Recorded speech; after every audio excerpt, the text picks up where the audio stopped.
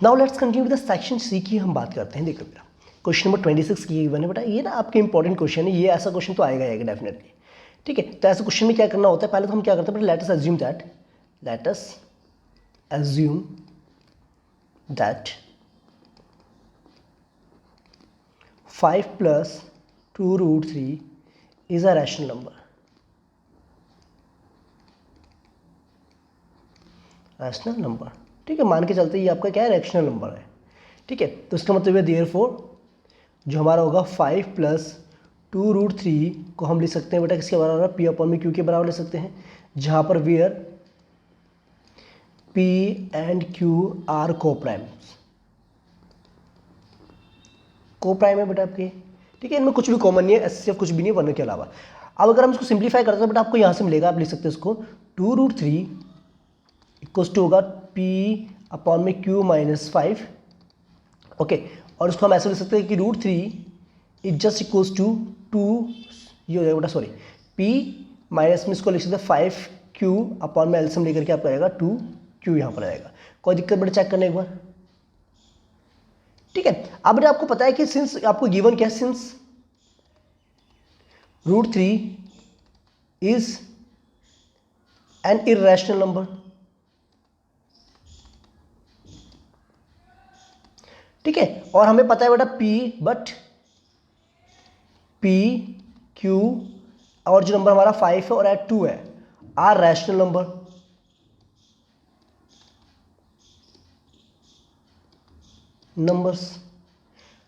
समझो बात, देखो बेटा आपको पता है रूट 3 आपका इरेशनल नंबर है और ये जो पी क्यू आपका 5 और 2 है ये आपके रैशनल नंबर है। अब आप मेरी बात सुनो बेटा, अब क्या रैशनल नंबर इरेशनल नंबर के बराबर हो सकता है, नहीं हो सकता ना, so this is not possible, so it is not possible. ठीक है, ये पॉसिबल नहीं है, तो इसलिए हमारा जो कॉन्ट्राडिक्शन था वो क्या है, रॉन्ग है। ठीक है, तो यहाँ लिखिए बेटा सो, यहाँ लिखते बेटा, यहाँ लिखते सो आवर assumption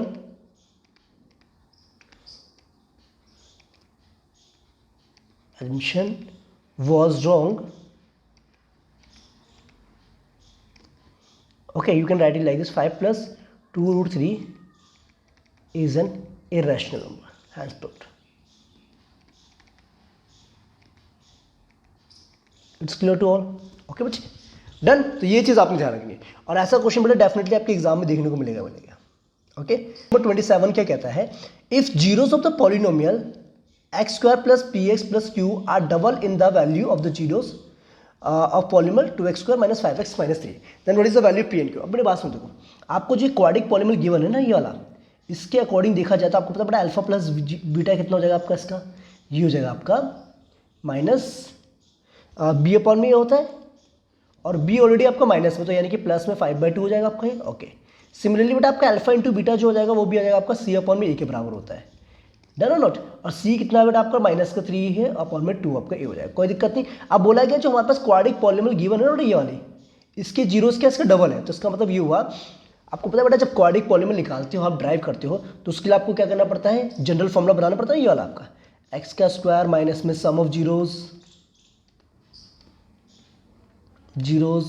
है ना इंटू में एक्स प्लस में प्रोडक्ट ऑफ जीरोज, ये लिखते थे आप। ओके, ये जनरल फॉर्म होती है। तो एक काम कीजिए, आपको बोला गया है कि इसके जीरोस क्या इसके डबल है, तो इसका मतलब ये हुआ अल्फा 1 हमारा ले लेते हैं बेटा, ये होगा 2 अल्फा, और बीटा 1 जो हमारा नया जो जीरोस उसका हो जाएगा 2 बीटा हो जाएगा आपका। ओके, यानी इनका सम निकालते बेटा, अल्फा 1 प्लस में बीटा 1 क्या हो जाएगा आपका, that will be equals to 2 multiply में अल्फा प्लस बीटा हो जाएगा, बात तो वही है ना। तो लिखेंगे so 2 into alpha plus beta की वैल्यू कितना बेटा 5/2 है, तो ये जो है कैंसिल हो जाएगा, then you will get 5। Okay, sum of zeros तो बेटा आपका 5 आ गया। अब यहाँ से काम करते हैं, इनका ना प्रोडक्ट निकालते हैं, अल्फा 1 मल्टीप्लाई में बीटा 1 कितना हो जाएगा बेटा आपका, ये अल्फा 1 कितना आपका 2 अल्फा है और बीटा 1 कितना आपका 2 बीटा है, तो उसको लिखेंगे हम 4 अल्फा इंटू बीटा। ओके, और 4 लिखा आपने, अल्फा इंटू बीटा की वैल्यूज कितनी बेटा आपको -3/2 है, तो ये जो आपका -6। ओके, तो डेट मीन्स जो हमारी रिक्वायर्ड पॉलिनोमियल होगी वो क्या बन जाएगी, रिक्वायर्ड पॉलिनोमियल हमारा हो जाएगा एक्स स्क्वायर और माइनस में सम ऑफ जीरोस कितना आया था बेटा आपका -5 हो जाएगा 5x, और वो कितना प्रोडक्ट 6 था। तो इसका मतलब ये, अगर इसको हम इसके साथ कंपेयर करें जो हमें गिवन को क्वाड्रेटिक पॉलिनोमियल है x² plus p x plus Q के साथ अगर हम कंपेयर करें तो हमें यहाँ से मिलेगा कि जो p हमारा है वो जाएगा -5 के इक्वल, ओके, और जो हमारा q है that is equals to -6, hence the solution is clear. Okay, this is the final answer, it's clear to all. Okay, तो इस टाइप के क्वेश्चन पर थोड़ा ध्यान रखना है, ऐसे क्वेश्चन भी आपको देखने को मिल सकते हैं प्लस, ठीक है, ये मैंने आपको करवाए भी हैं ऐसे इंपॉर्टेंट क्वेश्चंस। ओके,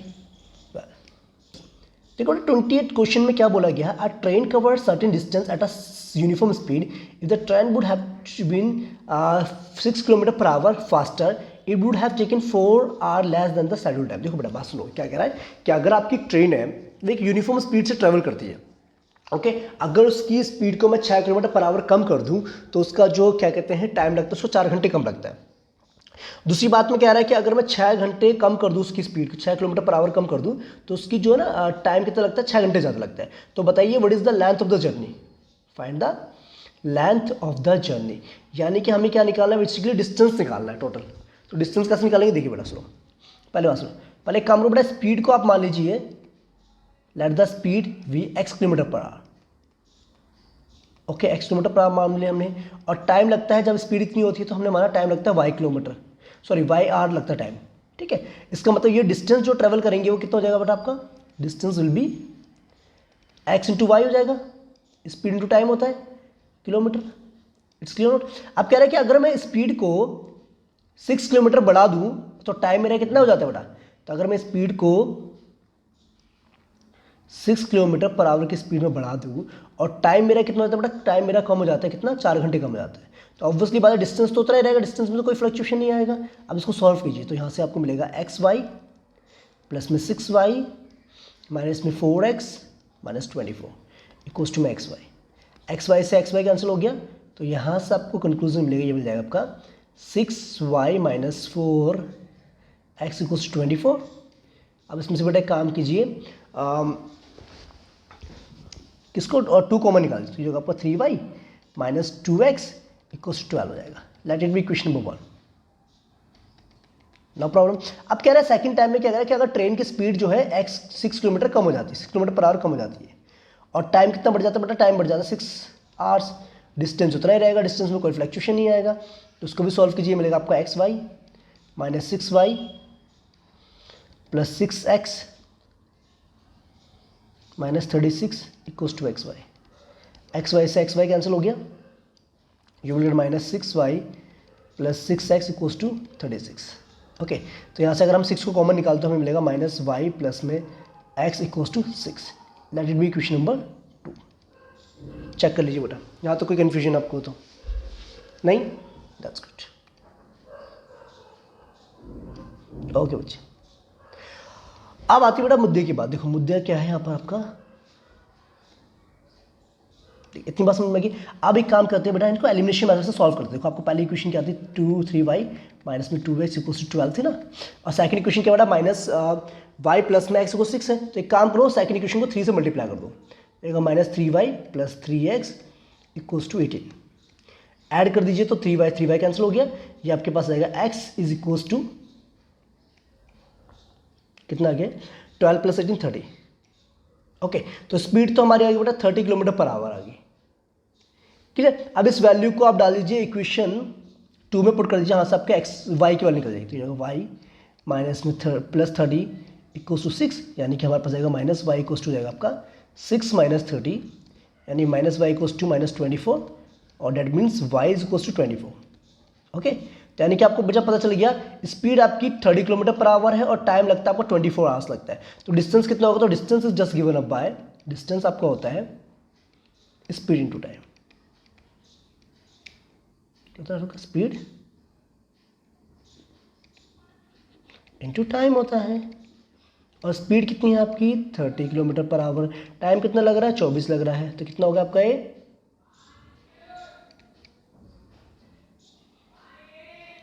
ठीक है, 720 kilometre is the distance travel by the क्या है आपका train. It's clear to all, that's good. तो ये था बेटा आपका क्वेश्चन नंबर 28 का फर्स्ट पार्ट।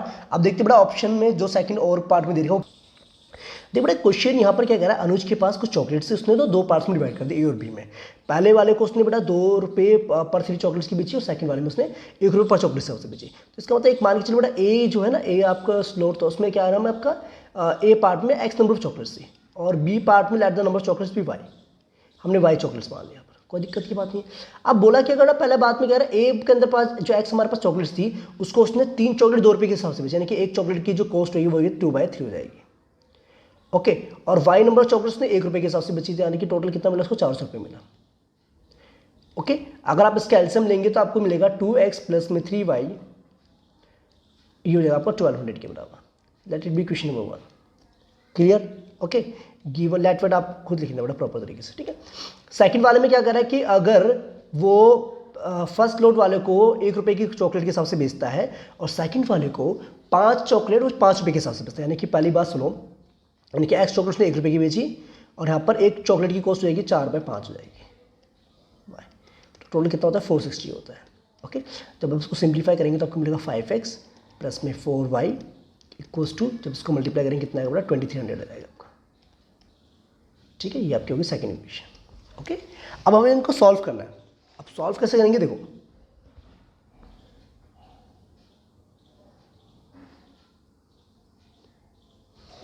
ठीक है, एक काम करो, देखिए बच्चे यहाँ पर क्या 2x, यहाँ पर क्या 5x, काम करो इक्वेशन नंबर 1 को ना आप 5 से मल्टीप्लाई कर दीजिए और इक्वेशन नंबर 2 को आप 2 से मल्टीप्लाई कर दीजिए, तो ये होगा आपका, ठीक है। इसको अगर मैं 2 से मल्टीप्लाई करूँ तो कितना आएगा आपका, 10x प्लस में 8y इक्वल्स टू 4600, ठीक है। और सेकंड वाली हमारी हो जाएगी बेटा ये वाली, जो हमारे पास 4x, सॉरी ये हो जाएगा 10x, क्योंकि 5 से मल्टीप्लाई करें इसको 10x प्लस में 15y इक्वल्स टू 6000। ओके, अब इसमें से इसको माइनस कर दो बेटा, 10x प्लस में 8y इक्वल्स टू 4600। अब इसको जब आप माइनस करेंगे तो आपको मिलेगा यहाँ से 10x से 10x कैंसिल हो जाएगा, आपको आएगा 7y इक्वल्स टू 1400 आ जाएगा आपका। ओके, इसका मतलब y हमारा आ जाएगा 200 आ जाएगा। अब जब y हमारा बेटा 200 आ रहा है तो यहाँ से आप x इजीली निकाल देंगे, put the value in equation number 1, तो आपको मिलेगा यहाँ से 2x प्लस में 3 इंटू 200 इक्वल्स टू में 1200 हो जाएगा आपका, यानी कि हो जाएगा हमारा 2x इक्वल्स टू में 1200 माइनस 600। ओके, तो आपको मिलेगा 2x इक्वल्स टू हो जाएगा 600, दैट मीन्स x हमारा आएगा 300। ओके, यानी कि ए में कितनी होगी बेटा आपके 300 चॉकलेट होगी, बी में कितनी होगी 200 चॉकलेट होगी। तो डेट मीन्स देखा जाए, आपसे बोला कि अगर बेटा टोटल नंबर ऑफ चॉकलेट्स निकालनी है तो यहाँ से आएगा टोटल चॉकलेट्स जो हमारे पास आएगी, टोटल हमारे पास कितनी आएगी x प्लस वाई, यानी कि टोटल हमारे पास आएगी 500 chocolates. It's clear to all, that's good. यानी कि अनुज के पास कितनी है 500 चॉकलेट्स है, ठीक है अनुज। ओके, अब इसको आप शेयर कर देना 5 चॉकलेट्स को, डन। ट्री का क्वेश्चन है आपका 29th क्वेश्चन, 3 मार्क्स। इसमें क्या बोलेगा बेटा, प्रूफ करना है हमें इसको, इसके इक्वल प्रूफ करना है। देखो आप कैसे प्रूफ करेंगे, ध्यान से नोट, ठीक है बेटा। इस तरीके से आपको गिवन है। अब एक काम कर सकते हैं बेटा, tan क्यूब थीटा आपका ये हो गया इस तरीके से ना, tan क्यूब थीटा को आप सीखते बेटा, tan क्यूब थीटा रहने दीजिए यहाँ पर, ठीक है। आपको पता है बेटा 1 + tan स्क्वायर थीटा क्या होता है आपका, सेकंड स्क्वायर थीटा होता है। ओके, कोट क्यूब थीटा ऐसे रहेगा आपका। और आपको ये पता चाहिए बेटा 1 + कोट स्क्वायर थीटा होता है, कोस सेकंड स्क्वायर थीटा के बराबर होता है, थीटा के बराबर होता है, done, according to the identities. अब इसको करेंगे क्या बेटा, अब सॉल्व कैसे करेंगे, देखो एक काम कीजिए, tan थीटा को ले सकते हैं बेटा हम, ये लिखिए sin थीटा क्यूब अपॉन में कोस थीटा का क्यूब, ठीक है। और नीचे डिवाइड में ऑलरेडी क्या है बेटा आपका सेकंड स्क्वायर थीटा है, ठीक है जी, अच्छी बात है। तो प्लस में ये होगा बेटा कोट थीटा को ले सकते हैं हम, कोस क्यूब थीटा अपॉन में साइन क्यूब थीटा ले सकते हैं, यस और नो, ले सकते हैं, बिल्कुल ले सकते हैं। अब ये बेटा कोसेकेंड स्क्वायर थीटा क्या होगा बेटा आपका, कोसेकेंड स्क्वायर थीटा नीचे इसके साथ मल्टीप्लाई में हो जाएगा, वेरी नाइस। अब बेटा ध्यान समझना बात को, देखो बड़ी प्यारी बात है आपको बेटा, कोस थीटा और सेकंड थीटा क्या होते हैं, एक दूसरे के रेसिप्रोकल्स होते हैं। तो इसका मतलब हम इसको ऐसे लिख सकते हैं बेटा, ये तो साइन क्यूब थीटा तो रहेगा आपका ऊपर, ठीक है। तो नीचे क्या आ जाएगा बेटा आपको पता है, सेकंड स्क्वायर थीटा और कोस स्क्वायर थीटा तो कट जाएंगे आपस में, तो बचेगा कि सिर्फ एक कोस थीटा बचेगा, क्योंकि वो एक दूसरे के क्या होता है, रेसिप्रोकल होते हैं। सिंप्लीफाई कर दिया आपने इसको, और सिमिलरली बेटा यहाँ पर भी आपका आ जाएगा सी, ये हो जाएगा आपका cosecant square theta sine square theta cut जाएगा, तो बचेगा आपका साइन थीटा, डन और नोट, चेक कर लीजिए बेटा। Perfect, very nice. अब बेटा जब हम इसका एलसीएम लेंगे तो हमें यहाँ से एक चीज़ मिलेगी, क्या मिलेगा बेटा, देखो ये होगा साइन थीटा मल्टीप्लाई में कोस थीटा या कोस थीटा मल्टीप्लाई में साइन थीटा। तो आपकी इसकी जो पावर हो जाएगी हो जाएगा साइन की पावर 4 थीटा हो जाएगा, प्लस में ये हो जाएगा हमारा कोस की पावर 4 थीटा हो जाएगी। Okay done. अब सुनो बेटा बात को, आपको पता है कि साइन स्क्वायर थीटा प्लस में कोस स्क्वायर थीटा का अगर मैं स्क्वायर कर दूं बेटा तो मुझे क्या मिलना चाहिए, यहाँ से ये मिलना चाहिए ना, साइन की पावर 4 थीटा प्लस में कोस की पावर 4 थीटा, है ना, प्लस में 2 into sine square theta cos square theta. Yes और नो, इट्स क्लियर और नोट, वेरी नाइस। तो बेटा अगर मैं कोई ना ये निकालना है साइन की पावर 4 थीटा कोस, तो मैं कैसे निकलूंगा इसको, साइन की पावर 4 थीटा प्लस में कोस की पावर 4 थीटा को हम इस तरीके से लिख सकते हैं बेटा, साइन स्क्वायर थीटा प्लस में कोस स्क्वायर थीटा का होल स्क्वायर माइनस में 2 sine square theta cos square theta. Okay, आपको पता है कि sine square theta plus cos square theta क्या होता है, 1 होता है, तो 1 का स्क्वायर तो 1 ही रहेगा, 1 minus 2 sine square theta cos square theta. Okay, इसका मतलब साइन की पावर 4 थीटा और कोस की पावर 4 थीटा का जो सम है आपका ये आ जाएगा, इसको हम ये लिख सकते हैं। इज इट क्लियर नॉट, देख लीजिए बेटा, डन होगी बात की नहीं हुई, देखो क्लियर। अब इसको पुट कर देंगे बेटा इस वैल्यू में आप, तो ये आपको मिलेगा 1 minus 2 sine square theta cos square theta divided by sine theta cos theta. Okay बेटा, जब इसको आप सॉल्व करेंगे तो आपको ये ना फाइनल जो है ये आंसर मिल जाएगा। कैसे, देखो अगर 1 को बेटा डिवाइड करेंगे साइन थीटा कोस थीटा तो आपको मिलेगा सेकंड थीटा कोस थीटा मिल जाएगा, ठीक है। अगर आप इसको डिवाइड करेंगे minus 2 sine theta cos theta को तो साइन थीटा कैंसिल हो जाएगा, कोस से कोस कैंसिल हो जाएगा, बचे क्या आपके पास 2 साइन थीटा कोस थीटा मिल जाएगा, ठीक है। तो यहाँ से इसको सॉल्व करने पर you will get this answer. Okay, तो दैट मीन्स आपका जो है ये पार्ट आपको प्रूव हो जाएगा। It's clear note, okay done ना बेटा, करके बताओ हो जाएगा ना इसका, ठीक है, आपने बस को सिंप्लीफिकेशन कर देना है। It's clear, very good. Okay, यहाँ ध्यान रखना बेटा, यहाँ से जो आपका ये वाला पार्ट आपका क्लियर हो जाएगा। Okay, very nice. चलो हेलो प्यारे बच्चों, देखिए क्वेश्चन नंबर 30 जो आपका एनसीईआरटी का ही क्वेश्चन है, ठीक है। एक्सरसाइज आपको पता होगी बेटा 10.2 का आई थिंक क्वेश्चन नंबर ना ये आपका 11 है। ओके, और इसके साथ जो ऑप्शन में दूसरा क्वेश्चन है वो क्वेश्चन नंबर 9 है आपका एक्स 10.2 का। ओके, तो ये जो क्वेश्चन है ना कुछ इंपॉर्टेंट क्वेश्चन है बेटा, इनको आपने ध्यान में रखना है। देखिए अब यहाँ पर क्या बोला गया आपको प्रूव करना बेटा, parallelogram circumscribing the circle is rhombus, यानी कि पैलोग्राम के अंदर जो एक सर्कल बन रहा है जो इस गिवन पैलोग्राम के साइड्स को बेटा अलग अलग पॉइंट्स में क्या कर रहा है, टच कर रहा है एक पॉइंट पे। सपोज कीजिए मैंने माना ये P हो गया, ये आपका Q पॉइंट हो गया, ये आपका R पॉइंट हो गया, ये आपका S पॉइंट हो गया। और आपको पता है बेटा अगर सर्कल को एक पॉइंट पे कोई भी लाइन टच करती हुई जाती तो टेंजेंट होती है। तो आपको ये भी पता था कि टेंजेंट जब हम एक्सटर्नल पॉइंट से ड्रॉ करते हैं किसी भी सर्कल के ऊपर तो उनकी लेंथ क्या होती है, इक्वल होती है। तो यहाँ से हमें कंक्लूजन ये मिलता है बेटा जो AP हमारा है वो तो जगह हमारा किसके बराबर बेटा, AS के बराबर हो जाएगा, ठीक है, late it B equation number 1। और जो हमारा PB है वो किसके बराबर हो जाएगा, BQ के बराबर हो जाएगा, इक्वेशन नंबर 2 मान लीजिए, ठीक है बच्चा party, no problem. Okay, similarly बेटा जो हमारा DR पॉइंट जो हमारा DR वो किसके बराबर हो जाएगा बेटा, DS के बराबर हो जाएगा, इक्वेशन नंबर 3 मान लिया। वैसे ही हमारा जो RC पॉइंट हो जाएगा वो किसके बराबर हो जाएगा बेटा, CQ के बराबर हो जाएगा। अब एक काम कीजिए इन चारों इक्वेशन को ऐड कर दीजिए, तो आपको यहाँ से क्या मिलेगा, AP प्लस में PB प्लस में DR प्लस में RC इक्वल्स टू हो जाएगा बेटा AS प्लस में BQ प्लस में DS प्लस में CQ। ओके, गिवन वगैरह आप लिख लेना बेटा एग्जाम में, ठीक है, उसके प्रॉपर मार्क्स मिलते हैं। AP प्लस में अगर आप PB करें तो आपको मिल जाएगा यहाँ से AB मिल जाएगा। ओके, DR प्लस में RC करेंगे तो यहाँ से मिल जाएगा आपको DC मिल जाएगा, no problem, very good. Equals to में AS प्लस में DS ये हो जाएगा आपका AD हो जाएगा, और BQ प्लस में CQ मिल जाएगा आपको BC मिल जाएगा। It's clear not, okay. अब मेरा एक बात समझो, अब बात को समझने वाली बात देखो, आपको पता है ABCD एक पैलोग्राम है, तो आपको पता है बेटा अपोजिट साइड्स क्या होंगी, पैरेलल होंगी और इक्वल होंगी, यानी कि ये वाली साइड जो हमारी है और ये वाली साइड जो हमारी है क्या होंगी, इक्वल भी होंगी, पैरेलल होगी, यानी कि AB और DC क्या होंगे आपस में इक्वल। तो क्या मैं यहाँ पर लिख सकता हूँ बेटा ट्वाइस ऑफ AB लिख सकता हूँ, और वैसे ही बेटा AD और BC भी इक्वल होंगी क्योंकि अपोजिट साइड जो होती है पैरेलल की क्या होती है, पैलोग्राम की इक्वल होती है। ओके, तो यहाँ से हो जाएगा। तो यहाँ से कंक्लूजन ये मिलेगा बेटा कि ए बी जो हमारा है वो किसके बराबर रहेगा, ए डी के बराबर रहेगा। यस या नो? ठीक है, लेकिन आपको बेटा ये पता है पैरेललोग्राम है, तो पैरेललोग्राम में जब आपको पता है कि ए बी जो हमारी साइड है वो डी सी के बराबर है, ठीक है, और दूसरी बात हमें देखा ए बी जो है हमारा वो ए डी के बराबर भी है, और ए डी जो है किसके बराबर थी बेटा आपकी, बी सी के बराबर थी। तो यहाँ से कंक्लूजन ये मिलता है कि ए बी जो हमारी है वो बी सी के बराबर हो जाएगी, और बी सी जो हमारी वो सी डी के बराबर हो जाएगी, और सी डी जो हमारी है वो ए डी के बराबर हो जाएगी। ओके, तो इसका मतलब ये so A B C D is a rhombus. ठीक है, यहाँ लिख सकते so A B C D is a rhombus. ठीक है, क्लियर? तो हैंस प्रूव्ड, यही हमें प्रूव करना था। डन और नॉट?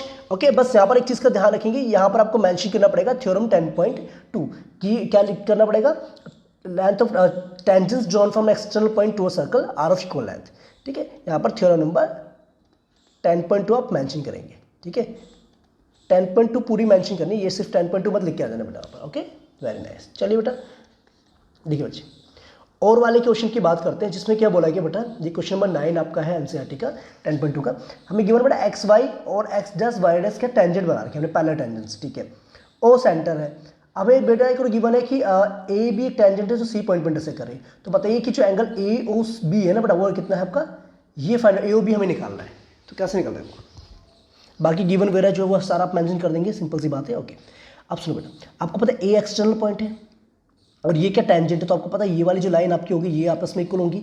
एक काम करो, पहले बेटा ओ सी को ज्वाइन कर दो, कर दिया ज्वाइन, तो इससे क्या मिलेगा, देखो बेटा आपको पता है ए पी और ए सी आपस में इक्वल हो जाएंगे। ये वाली साइड इसके इक्वल है क्योंकि रेडियस है, और ये वाली साइड क्या होगी आपकी कॉमन होगी।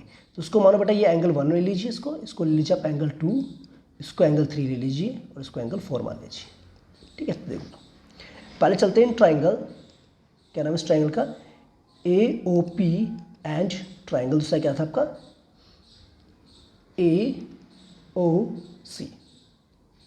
ठीक है, यहाँ पर आपको पता है ए पी जो हमारे किसके बराबर है, ए सी के बराबर है, because these are tangents drawn from external point. और जो हमारा क्या है ओ पी जो है बेटा ओ सी के बराबर, radius of the same circle, reason लिख लेंगे बेटा आप। और जो ओ ए है दोनों में क्या है कॉमन है, लिख लेंगे आप इसको बेटा। ठीक है, लिखेंगे by S S S conveyance criteria, क्या होगा, ट्राइंगल जो हमारा है ए ओ पी वो कॉन्वेंट हो जाएगा किसके बेटा, ट्राइंगल ए ओ सी के। तो by C P C T क्या हो जाएगा यहाँ से बेटा आपका, by C P C T जो हमारा एंगल 1 है वो एंगल 2 के बराबर हो जाएगा। यस और नो? क्लियर? और सिमिलरली करके बेटा जो हमारा है, सिमिलरली जो हमारा एंगल 3 है तो एंगल 4 के बराबर हो जाएगा। यस, डन, 4 के बराबर हो जाएगा। क्लियर? Very good. अब बेटा आपको देखा ध्यान से जाया है कि तो आपको पता है पी क्यू क्या है, डायमीटर है, क्योंकि ये सेंटर से पास हुई जा रही है। पी क्यू क्या है, is a straight line. P Q आपकी स्ट्रेट लाइन है। अब जब पी क्यू स्ट्रेट लाइन है तो उसके सभी एंगल जो होंगे आपको 180 डिग्री होंगे। लिखेंगे हम angle 1 plus angle 2 plus angle 3 plus angle 4, इनका सम कितना होगा, 180 डिग्री होगा, लीनियर पेयर। तो आपको पता है एंगल 1 और 2 आपस में इक्वल है, तो लिखेंगे हम ट्वाइस ऑफ एंगल 2, और 3 और 4 भी इक्वल, तो हम लिखेंगे twice of angle 3 equals to 180 degree. तो यहाँ से मिलेगा आपका एंगल 2 प्लस एंगल 3 कितना जाएगा, 90 डिग्री आएगा। ओके, और एंगल 2 प्लस 3 किसके बराबर आपका बेटा, एंगल ए ओ बी के बराबर। तो यानी कि एंगल ए ओ बी हमारा हो जाएगा 90 डिग्री के बराबर। ठीक है, डन। तो ये था हमारा क्वेश्चन नंबर, ठीक है, क्लियर बेटा, ये क्वेश्चन आई थिंक आपको क्लियर हो गया। Very nice. तो यहाँ से एंगल ए ओ बी हमारा आएगा 90 डिग्री की वैल्यू। ओके, और ये इंपॉर्टेंट क्वेश्चन भी है, ठीक है, कई बार एग्जाम में आ चुका है। Okay, let's continue. देखिए बच्चे, हम बात करते हैं क्वेश्चन नंबर 31, जो कि एक तरीके से प्रोबेबिलिटी का क्वेश्चन है। इसमें बोला कि अगर हम दो कॉइन्स को एक साथ टॉस करते हैं तो बताइए क्या प्रोबेबिलिटी होगी, एटलीस्ट कम से कम एक हेड आने की, ज़्यादा से ज़्यादा एक टेल आने की, और एक हेड और एक टेल आने की। ठीक है, तो मेरी बात सुनो बेटा ध्यान से, आपको फॉर्मूला तो पता ही है। अगर आप कॉइन को टॉस करोगे तो बेटा आपको पता है दो कॉइन्स को, तो आपके पास आउटकम्स क्या क्या आएंगे, एक तो हेड आएगा या हेड टेल आएगा, ठीक है, या फिर टेल हेड आएगा, या फिर दोनों में टेल टेल आएगा, ये होगा। लेकिन फर्स्ट केस में बोला एटलीस्ट वन हेड, एटलीस्ट में कम से कम एक हेड तो आना ही चाहिए, यानी कि दो भी आ सकते हैं। ओके, तो एटलीस्ट वाले में देखा जाए तो हमारे पास तीन आउटकम्स है। देखो, HSTTH, है ना, ये आप लिख लेना। तो यहाँ से लिख सकते हैं बेटा, सीधा आप निकालेंगे यहाँ से probability of getting at least one head. समझ में आ गया बेटा? स्टेटमेंट जरूर लिखने हैं आपने, ओके। मैं यहाँ पर डायरेक्टली लिख के बता रहा हूँ, ठीक है। तो कितना हो जाएगा, 3/4 हो जाएगा, ओके। सेकंड केस की अगर हम बात कर रहे हैं, एटमोस्ट मतलब ज़्यादा से ज़्यादा एक ही टेल होना चाहिए। तो ज़्यादा से ज़्यादा एक टेल का मतलब क्या हुआ, ये तो है ही 2, यानी कि ये भी आ जाएगा जिसमें एक भी टेल नहीं आ रहा है। तो यानी कि इसका भी प्रोबेबिलिटी क्या होगी, इसकी प्रोबेबिलिटी भी रहेगी 3/4 हो जाएगी, ओके। आप कह रहे हैं एक हेड आए और एक टेल आए, तो एक हेड और एक टेल वाला तो 2 ही है हमारे पास, यानी कि इसकी जो प्रोबेबिलिटी हो जाएगी आपकी 2/4। That means 1/2 is the answer. Clear कि नहीं? आपको बस फॉर्मूला ध्यान रखना है। क्या होता है फॉर्मूला? प्रोबेबिलिटी, किसी भी चीज़ की प्रोबेबिलिटी निकालते हैं तो नीचे लिखते हैं आप total number of possible outcomes, ऊपर लिखते हैं फेवरेबल आउटकम्स, ओके। तो ये थे बेटा आपके सेक्शन सी के सारे क्वेश्चंस। आई थिंक आपको समझ में आ गए होंगे। अगर इसके बावजूद बेटा अगर आपको कोई क्वेरी होती तो आप कमेंट करके बता सकते हैं। बेटा इन क्वेश्चंस को जरूर करके जाएं, क्योंकि ऐसे क्वेश्चंस डेफिनेटली आपके एग्जाम में देखने को मिलेंगे, ओके। क्योंकि सीबीएसई ने लॉन्च किया सैम्पल पेपर। तो मिलते हैं नेक्स्ट वीडियो में, तब तक के लिए अपनी रिवीजन करते रहिए। बाय बाय, टेक केयर, जय हिंद।